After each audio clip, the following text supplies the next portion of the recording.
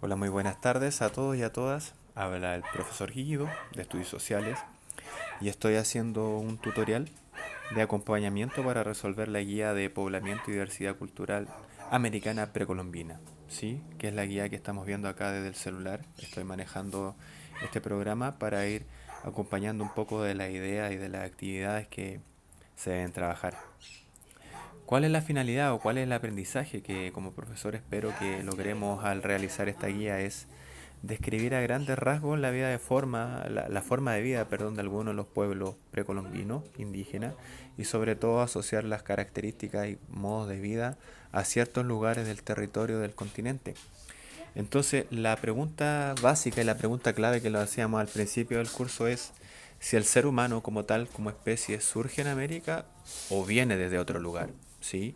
Como para ir resolviendo esa duda, recordemos lo que habíamos dicho que los movimientos de migración no son nuevos en el mundo. Entonces el ser humano evidentemente como especie se mueve. Y hay algunos autores, que son las teorías que aparecen acá en la guía, pues yo pongo cuatro los principales, que cada uno de ellos va a aportar ciertas cosas para ir para generar la idea de que el ser humano en el fondo no nace en América, pero he puesto un señor que es Florentino Amellino, que está acá arriba. Voy a ver si es que lo puedo resaltar. Bueno, Florentino Amellino dice que el hombre habría nacido nada más, el hombre, el ser humano, como especie habría surgido nada más y nada menos que en América, ¿sí? Nada más y nada menos que en las Pampas argentinas. Finalmente esa teoría se desecha y entran a jugar estos otros autores, que es Alex Hertica, que plantea que el ser humano primitivo pasa a través de un puente en el mapa que está en blanco y en gris, lo que está en gris sería el océano, y hay un círculo en medio de estos dos continentes, Asia y América del Norte. Hay un círculo. Ese puente sería Bering o Beringia. Y por ahí habría cruzado el ser humano primitivo hace unos 30.000 años atrás, caminando. ¿Sí? Bueno, no caminaba por el agua precisamente, sino que ante el congelamiento del mar, el ser humano podría haber perfectamente atravesado por allí caminando. Y es lo que plantea él. ¿Sí? Hay otro señor, como Paul Rivet, que es el que está subrayado acá, que dice que el ser humano cruza efectivamente por ese puente de Bering, pero también habría emigrado desde otros lugares a través del Océano Pacífico, especialmente desde la Polinesia. ¿Sí?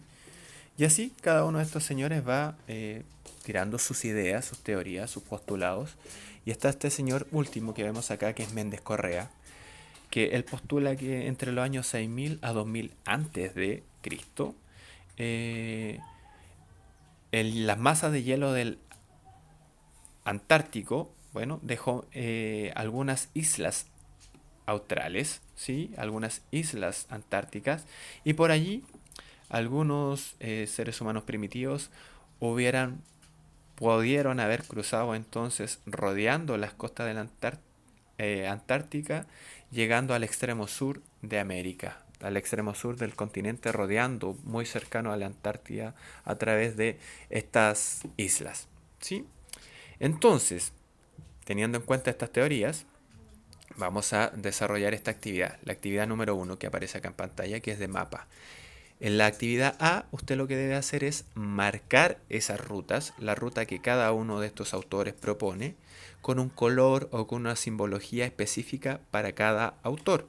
¿Sí? Si voy a plantear yo que el ser humano se mueve a través del estrecho de Bering, que es lo que plantea Herdlicka, bueno, marco una flecha de un color determinado para esa teoría. Si voy a plantear otra teoría, evidentemente la hago de otro color para diferenciar que es otra teoría. ¿Sí? El punto B de esta actividad número uno tiene que ver con que necesitamos nombrar los distintos lugares. ¿Sí? Necesitamos nombrar acá cuál es América, cuál es África, cuál es Asia. Necesitamos saber cuál o dónde estaría Polinesia, dónde estaría el Océano Pacífico, ¿sí? Dónde estaría la Antártida. Y eso lo van a poner nombres con un lápiz, ¿sí? Negro, un lápiz que se distinga. Van a poner sobre cada lugar que está nombrado acá en el punto B el nombre en el mapa. ¿Sí? La actividad número 2 tiene que ver entonces con explicar un poquito estas rutas, las más conocidas. Vamos a descartar de plano la teoría que decía que el ser humano nace como especie y como tal en las pampas argentinas.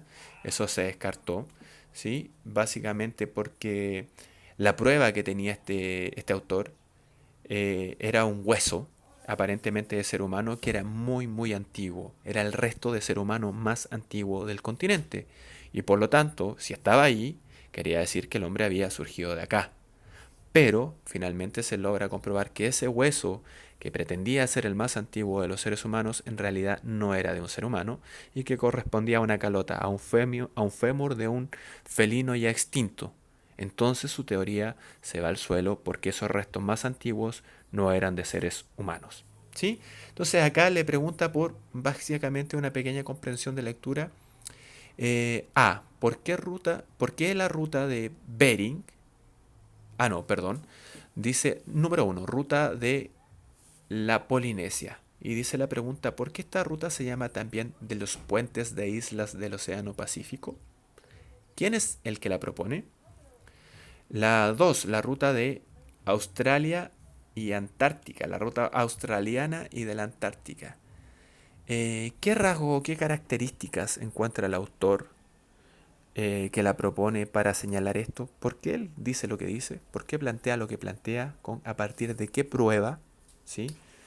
Y C, lo mismo. ¿Por qué el hombre migra desde Asia a América? ¿Por qué habrá sido esa migración? Dice, ¿habrá algún fenómeno que haya provocado este proceso migratorio según el autor? ¿Por qué habrá sido? ¿Vendrían de vacaciones o habrá algún hecho que gatille este movimiento de personas? La actividad número 3, ¿sí? Acá arriba tenemos los pueblos, atacameños, changos, mapuches, Onazoselgnam, Alacalufes o Cahuéscar. Y abajo tenemos, yo les voy pidiendo criterios. Por ejemplo, atacameños. ¿Cuál será la ubicación en el actual territorio chileno que residen estos pueblos atacameños? No es preciso que me diga la comuna o la calle o el pasaje, no. Estoy pidiendo zona geográfica a grandes rasgos. Por ejemplo, podemos decir que los atacameños, y se la doy ya la respuesta, son de la zona norte de Chile. Y con eso es suficiente. ¿Sí? Zona norte, a grandes rasgos.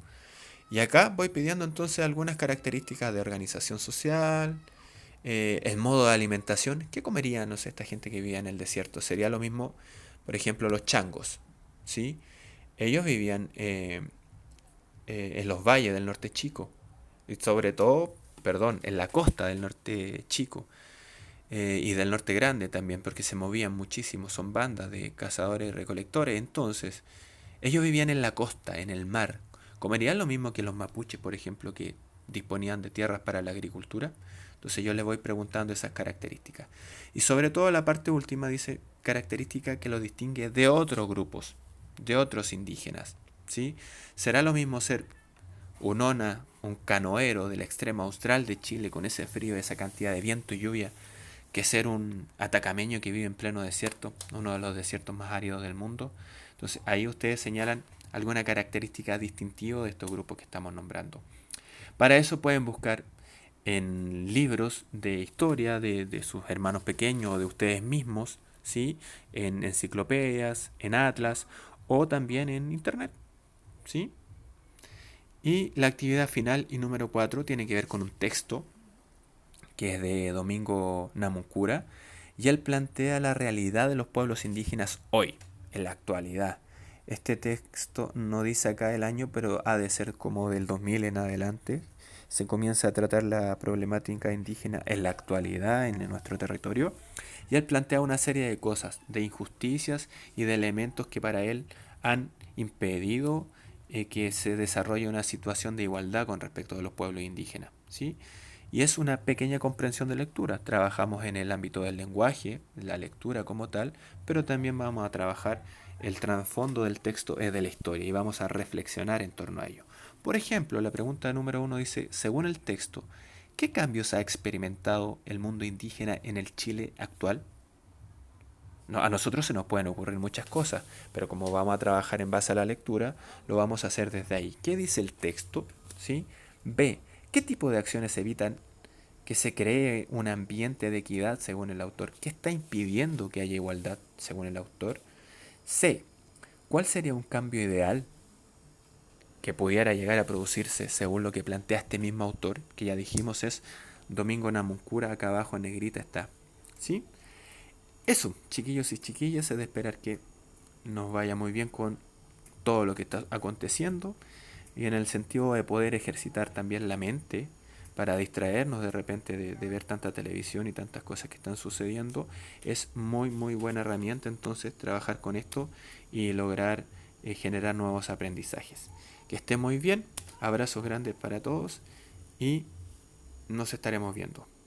Adiós.